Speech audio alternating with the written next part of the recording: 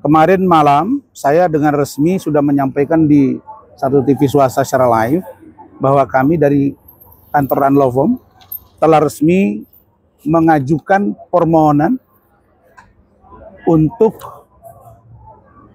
Komisi Yudisial Republik Indonesia atau KY dengan Badan Pengawas Mahkamah Agung untuk menguji, memeriksa hakim yang mulia Hakim Eman Sulaiman, ya, Sulaiman, pakai E deh, Sulaiman, di mana Hakim Eman Sulaiman telah memutus perkara yang menurut pandangan kami tidak sesuai dengan apa yang seharusnya. Dengan para pertimbangan yang sudah kami masukkan dalam gugatan, yaitu lebih pada aspek memutus melebihi dari yang seharusnya, yang kami sebut dengan ultra petita dan hal-hal lain yang terkait dengan putusan itu. Nah, karena itu untuk poin yang barangkali tidak semuanya diungkap, tapi universalnya sedikit akan diungkap oleh Saudara Rahmat tentang poin ini. Nanti terhadap dengan Farhad, Akun, dan Jemin, nanti biar saya teruskan. Rahmat fokus ke yang ini, silakan. Baik Pak, terima kasih. Assalamualaikum warahmatullahi wabarakatuh. Teman-teman media, terima kasih banyak telah mengkawal seluruh proses terhadap Justice for Vina dan Eki sampai dengan hari ini. Sejak kami ini sangat luar biasa sekali. Baik teman-teman, seperti yang disampaikan oleh Pak Rasman tadi, bahwa kami tim hukum pada Ranlofom telah menyampaikan aduan kepada Mahkamah Agung dan juga Komisi Yudisial terhadap putusan yang diterbitkan oleh Teradu dalam hari ini adalah Hakim Eman Sulaiman. Pokoknya apa tentang putusan kami ini? Pertama, saya mau menjawab terlebih dahulu dari beberapa pandangan-pandangan para ahli hukum yang saya sebut. Mereka adalah lawyer-lawyer yang cukup terkenal dan menyampaikan statement di media dengan menuduh bahwa kami tim Ranlofom tidak punya kepentingan untuk mengadukan Eman Sulaiman. Pertama, saya mau menjawab ini semua. Jam terbang Bapak kurang Pak, aku bilang gitu. Itu yang pertama. Terus yang kedua, literasi yang dibaca juga sepertinya kurang. Artinya pahami dulu, kaji dulu secara mendalam, baru berstatement. Pertama, terkait dengan kami sebagai pelapor atau pengadu, silahkan dibuka pada Perma nomor 9 tahun 2016 pasal 1 ayat 27. Siapa-siapa yang berhak mengadukan terhadap laporan pada Mahkamah Agung. Di situ sangat jelas dikatakan bahwa pengadu itu adalah orang perorangan, masyarakat, PNS, hakim, dan orang lain sebagainya.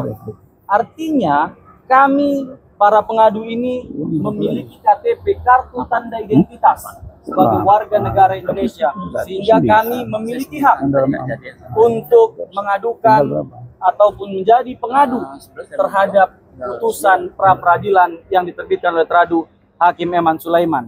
Yang kemudian kedua, pada pertemuan tadi malam dalam acara di salah satu stasiun TV swasta, pengacara Tony juga masih menyampaikan bahwa kewenangan Mahkamah Agung, kewenangan KY itu tidak memiliki kewenangan untuk memeriksa putusan ini.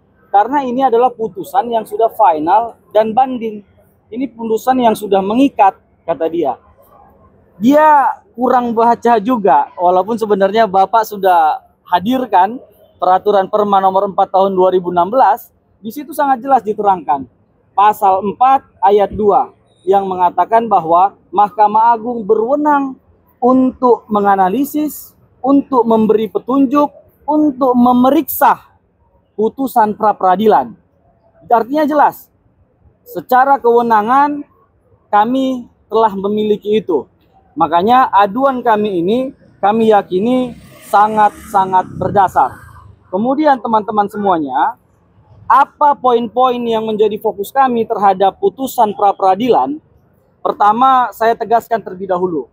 Kami tim hukum pada Ranlofom Ranlovem ini bukan kantor odong-odong kalau bahasa Medannya, bukan kantor ece-ece gitu kalau bahasa abal-abal kalau kata ibu. Ranlovem ini sudah berdiri sejak tahun 2015. Artinya sudah 9 tahun berkiprah di negara ini. Sudah banyak perkara yang dimenangkan juga. Sudah banyak orang-orang yang terzolimi kita bantu. Iya kan? Artinya apa? Kajian-kajian kami ini adalah kajian-kajian yang sangat mendasar secara hukum. Kami melihat bahwa putusan yang diterbitkan atau diputuskan oleh Hakim Eman Sulaiman ini secara fundamental adalah keliru gitu. Kami tidak mengatakan ini salah. Karena kami itu sangat memahami azas hukum res judicata pro veritate habetur. Bahwa apa yang diputus hakim harus dianggap benar. Kami meyakini itu. Ini semua harus kita anggap benar. Tapi harus menjadi catatan bagi kita bahwa hakim adalah manusia. Hakim yang namanya manusia itu punya sifat salah dan juga hilaf. Makanya dalam hari ini kami mengajukan permohonan ataupun aduan ini agar Yang Mulia Hakim Agung dapat memberikan petunjuk terhadap putusan pra-peradilan yang menyimpang secara fundamental. Lalu kemudian teman-teman, apa putusan itu yang menyimpang secara fundamental? Pertama, saya akan buka pada hari ini putusan yang salah, bukan yang salah, tetapi yang keliru pada poin amar nomor 5 yang mengatakan bahwa tidak sah segala keputusan atau penetapan yang dikeluarkan lebih lanjut oleh termohon yang berkenaan dengan penetapan tersangka lebih lanjut atas diri pemohon oleh termohon. Ini kan, jangankan saya, masyarakat biasa juga pasti akan menilai, atau jangan masyarakat biasa.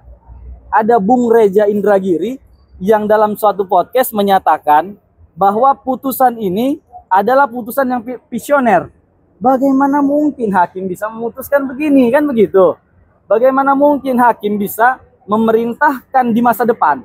Jadi keputusan-keputusan penyidik atau Polri di masa depan itu harus dibatalkan terhadap putusan ini. Nah, inilah hal yang keliru. Kemudian poin ini sangat bertentangan dengan pasal 2 ayat 3 Peraturan Mahkamah Agung nomor 4 tahun 2016. Saya bacakan poinnya adalah putusan pra-peradilan yang mengabulkan permohonan tentang kewenangan penyidik untuk menetapkan terhadap sah atau tidaknya tersangka tidak membatalkan kewenangan penyidik untuk menetapkan yang bersangkutan sebagai tersangka lagi setelah memenuhi paling sedikit 2 alat bukti baru yang sah berbeda dengan alat bukti yang sebelumnya. Ini kan jelas, teman-teman, bahwa putusan ini menyebabkan kegaduhan di dalam masyarakat gitu. Hak dari Polri untuk menetapkan kembali dikebiri, sehingga dalam permohonan kami ini kami memintakan kepada Mahkamah Agung supaya dalam nanti putusannya memerintahkan atau meluruskan, menegaskan bahwa putusan nomor 10 Pit Pra 2024 PN Bandung di Pengadilan Negeri Bandung yang mengabulkan permohonan pra-peradilan pemohon Peggy Setiawan untuk seluruhnya termasuk pembatalan surat ketetapan tersangka atas nama Peggy Setiawan harus dimaknai putusan akuo, bukan tentang Peggy Setiawan itu bersalah atau tidak, atau Peggy Setiawan itu pelaku atau bukan pelaku. Dan amar putusan nomor 5 tidak dimaknai pada batasan kewenangan penyidik untuk menetapkan yang bersangkutan sebagai tersangka lagi setelah memenuhi paling sedikit 2 alat bukti yang sah. Jadi poinnya itu, kewenangan polisi tidak boleh diambil. Itu yang paling utama dalam aduan kami ini. Lagi diulas Pak atau sampai di situ aja? Cukup aja. Baik, teman-teman, itu aja.